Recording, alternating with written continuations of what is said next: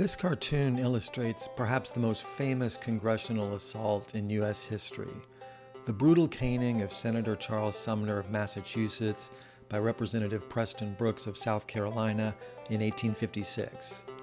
2 days before the attack, Sumner, who historian David M. Potter wrote, compensated for a lack of legislative aptitude by using the Senate as a sounding board from which to arouse public opinion by delivering a series of carefully planned and remarkably vituperative speeches against slavery, had given perhaps the most abusive of these somewhat theatrical productions. Some of Sumner's most inflammatory remarks were directed at a relative of Brooks's, Senator Andrew P. Butler of South Carolina, who wasn't there to defend himself. So 2 days later, Brooks appeared in the Senate chamber, approached Sumner as he was sitting at his desk, and beat the living daylights out of the abolitionist senator, shattering his cane in the process. Sumner was so traumatized by the attack that he didn't return to his seat in the Senate for 2.5 years. It's fair to say that most Southern politicians did not exactly cover themselves in glory in their response to the assault. Senator Robert Toombs of Georgia wrote a friend that the Yankees seem greatly excited about the Sumner flogging. They are afraid the practice may become general, and many of their heads already feel sore. Sumner takes a beating badly.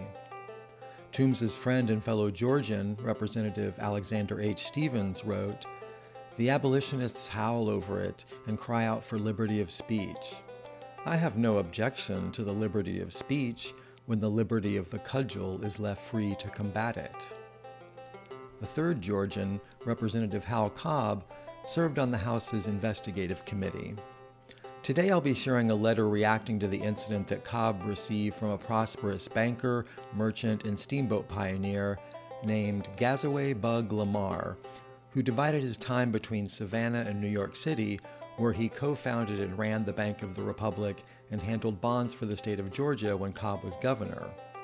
Lamar therefore had few qualms about offering Cobb unsolicited advice, although his opinion on Brooks's assault was outside the Southern mainstream. Before we get into Lamar's letter, a word about the visuals. I supplement the public domain images I'm able to find with AI-generated images generated on Midjourney. While it's amazing what Midjourney can do, one thing it's still not great at is understanding prompts describing interactions between two or more people. I was not for the life of me able to get it to visualize Brooks's assault on Sumner or to track down an abundance of public domain images depicting the flogging. But rather than keep showing the same political cartoon over and over, I'm going to use the blooper images and hope you get a kick out of them. Maybe it's appropriate in a weird way given how bizarre the incident was.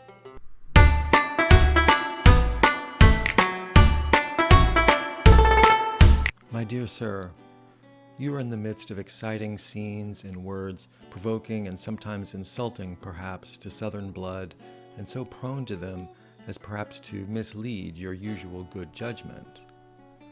I arrived here this morning from Savannah and saw you are on the committee of the House to investigate the matter of the assault of Mr. Brooks upon Senator Sumner, and I presume to suggest to you my views as to the course you ought to pursue, independently and honestly, let the consequences temporarily or permanently be as they may.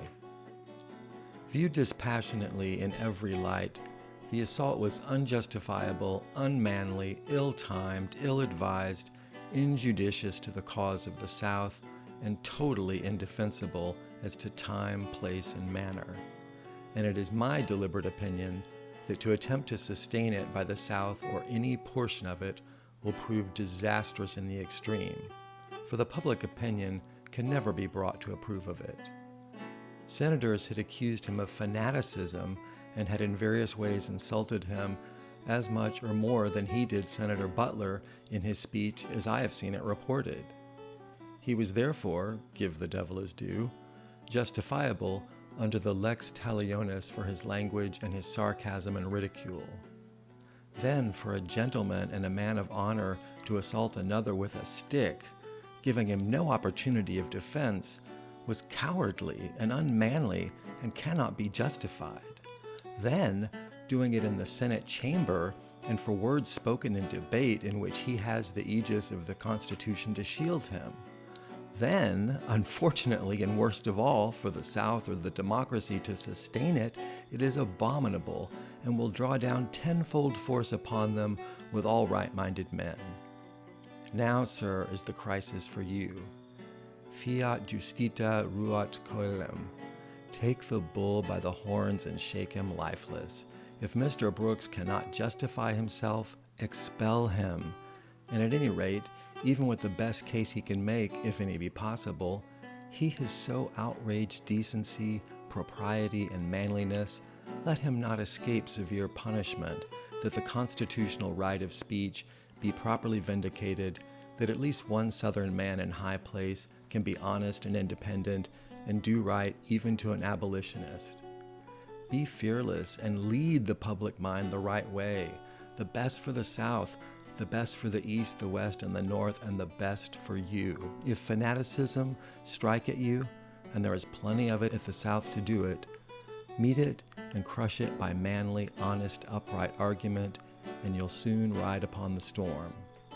You can do it without truckling to the North and without offense to any but the most infatuated prejudices of the South. If Mr. Brooks dare assail you as opposing him and threaten, let him be defied. Shield yourself under your official position on the committee and let the world know that you dare to act honestly and independently, even with Southern prejudices against you. They will soon evaporate, and you will stand as a pillar unshaken by the storm and admired by them as well as the whole country. The House's investigating committee did vote to expel Brooks, but without the support of Cobb, despite Gazaway Bug Lamar's advice. Instead, according to historian Thomas E. Schott, Cobb authored the minority report, which argued that the House lacked jurisdiction over its members' conduct outside the hall. Similarly, the full House, by a vote of 121 to 95, voted to expel Brooks, falling short of the necessary two-thirds majority. Stevens, along with every other Southerner but one, voted against the expulsion. Brooks resigned his seat anyway, only to be re-elected and triumphantly return 7 weeks later. He was also gifted numerous canes to replace the one he'd broken over Sumner's head. Lamar was correct to fear that Brooks's assault would feed anti-Southern narratives. As David M. Potter wrote, Brooks's deed stood as a kind of travesty of the chivalry which the South claimed to represent. Accordingly, the civilization of the South was denounced generally in the anti-slavery press. When many Southerners fell into the error of defending what they would not have done themselves, simply because it had been done to a man they hated, their defense gave confirmation to the most serious part of the North's accusation, that the spirit of Brooks was the spirit of the South. Southern honor culture was definitely still a thing in the 19th century. For more about where it came from, click the link in the description below this video and head over to my website, Antebellum ETC, where there's always supplemental info related to each video.